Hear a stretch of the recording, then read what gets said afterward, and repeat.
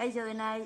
Bueno, gaurkun ekarriko dugu gure gurasu, Kation amonak eta atzabeiraku jolasten zuten jolas bat, txapak dira.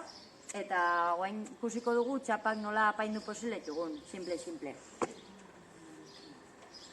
Orduan, lehenbiziko berko txugu txapak, gero betiko txugure bai kortxo xerra, plastiko bat, edo zein plastiko izan daiteke, kola, eta aluminiozko papera, eta apaintzeko, txapa apaintzeko, opari papera, argazkiak, edo zer gauza izan daiteke. Orduan, lehenbiziko hartuko dugu txapa,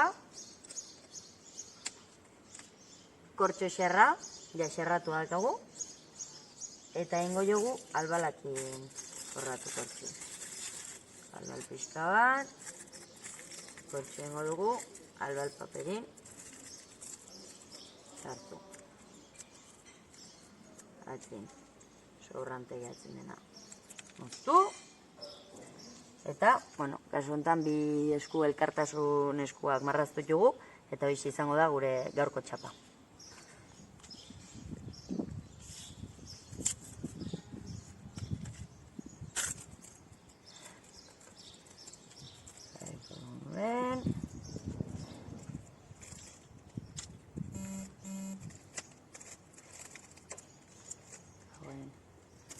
Plastikon sartuko dugu.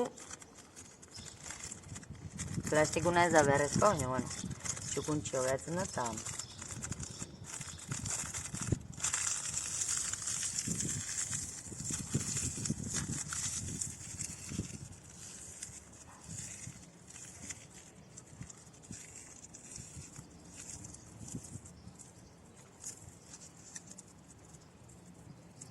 Atzimoztu. Karo, kortxuak komeni da txapan zabalerakoa izatea. Kortxuak geozta lorillo, geozta hobekilo enkajatuko liguke.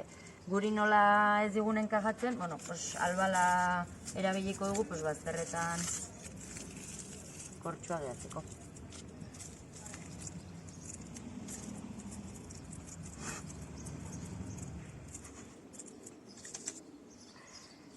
Guaizikin lagunko dugu.